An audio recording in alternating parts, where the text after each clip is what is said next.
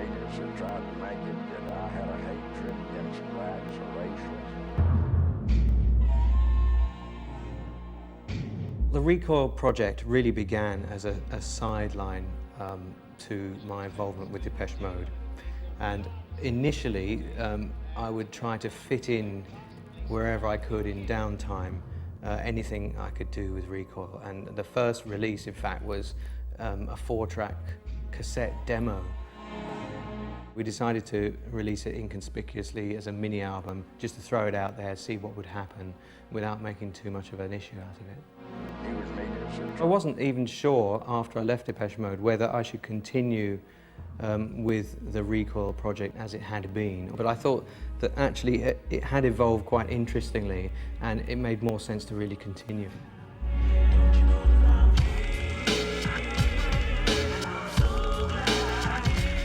So Alan, the question that everybody wants to ask you, why did you leave Depeche Mode? Well, the reason I left Depeche Mode, in a nutshell, is that I didn't want to be in a group anymore. I didn't feel the confines of a group suited me anymore. For me personally, I didn't feel there was anything that I could really achieve within that situation. I mean, it's not an easy decision to actually turn your back on a very successful group like that. I just feel these days I'm much happier being my own boss and doing my own things.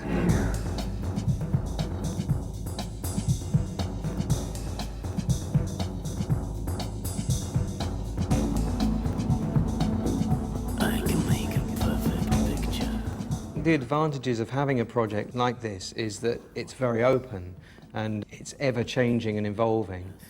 And because I tend to bring people into it at the appropriate time, it can really be anything I want it to be at any time. I try to work instinctively, which means I try to react to what happens when I try an idea, rather than think too consciously about something I'm trying to get. Pick me up and use me.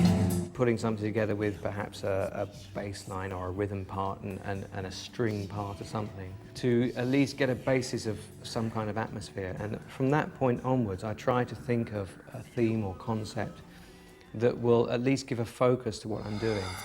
Carla was on her break from the graveyard shift at the mayonnaise factory. With the previous Recoil album, there were 3 vocalists involved: Moby, Tony Halliday and Doug McCarthy. But on that album, they were really brought in to add sort of vocal textures to what was essentially an instrumental record. Whereas this time round, it was clear as I was working that just about every track required a vocal of some description, and it needed more than just the texture of voices. It needed songs and lyrics and the rest of it. Think of Jack as a luscious apparatus in a meat suit. There's 4 different solo vocalists on this album. How did you come across them? I'd met Douglas when he was a member of Nights Are Ebb, and they supported Depeche Mode back in '88, I think it was. Hildia Campbell, who is a black gospel singer who had worked with Depeche on the last album and tour, so I knew her.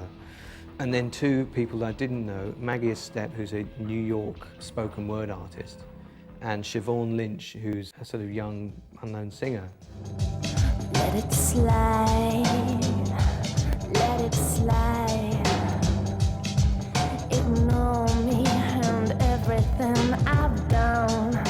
Well, Alan sent me a DAT tape of a couple of songs from the album as he saw they should be arranged, and obviously without the lyrics. And I recorded the lyrics onto the very DAT tapes that he sent me, and I sent them back to him. And a few weeks later, I went down to his little studio, and we basically put the vocals onto the songs, and it was really very, very simple.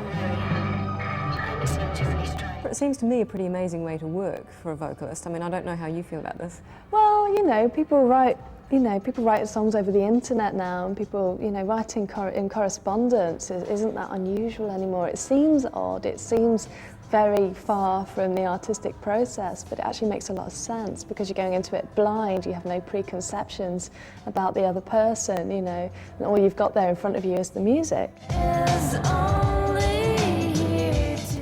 What was it about the music that you were sent that kind of said, yeah, I want to be part of this? I like grooves and I like atmosphere, and it had a lot of that, and it also had something quite unique to it, and a kind of restrained energy that I found very attractive. You know, the reason I got particular people involved because I wanted their contribution and their talents. And I don't feel that writing lyrics is really my strong point, and it seems silly for me to try to draw something from myself that doesn't really come naturally. You know, my forte, if you like, is putting together all the other elements and incorporating what they do within the music. And so I made it very clear when I got involved with these different singers that they could have this free rein, but that I am liable to take what they do and maybe restructure it.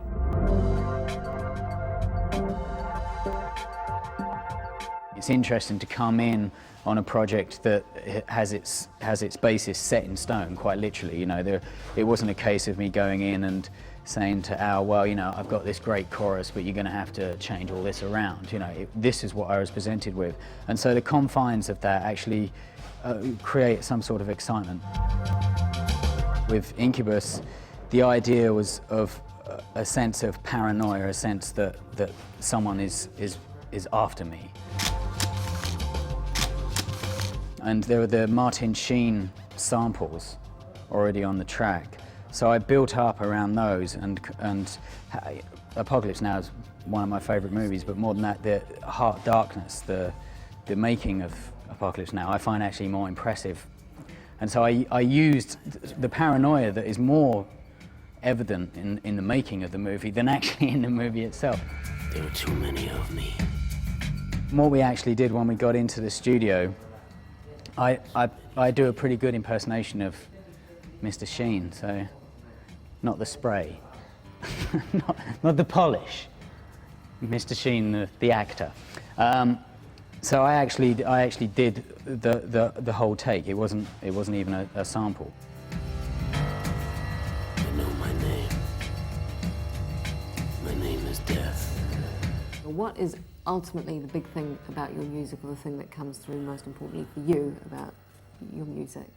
For me, with everything I do, and it's quite obvious, once it's finished, it seems to always have a dark, strong atmosphere to it.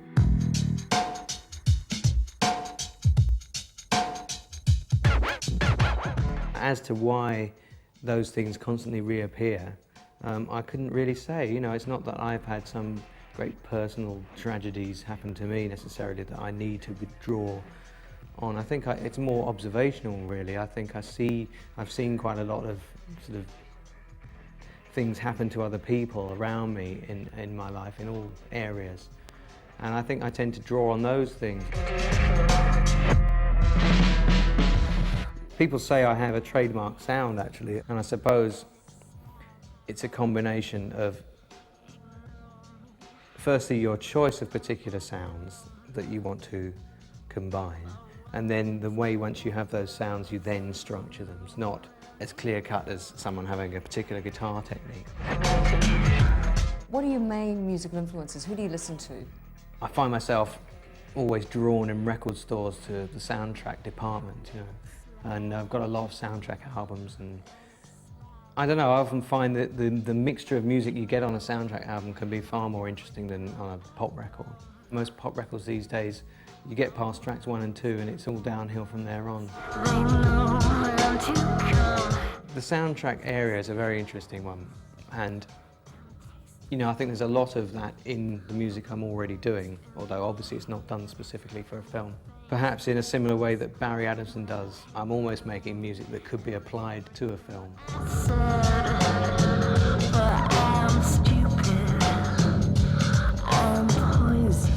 Did you have Unsound Methods as the title for the album before you started, or was that kind of something that once you gathered your songs together you thought, oh yeah? The title Unsound Methods came late in the day, actually, and it just seemed an apt phrase to describe a lot of the subjects. It seemed applicable to quite a few things on the record. Having looked at what I've ended up with, it seems that there is a link and a correlation between a lot of the subjects, and most of them seem to deal with personality disorders of some description. Where do you think that Recoil sits then in the musical scene today? Do you care? Does it matter? Well, I think I'd be lying if I said that I didn't want the project to be received well, particularly by people you respect. The pressure's less than it used to be with Depeche, where there was a great expectation on everything he did, particularly as time went on. So it's, in a way, it's a relief. It's me just being able to do exactly what I want to do.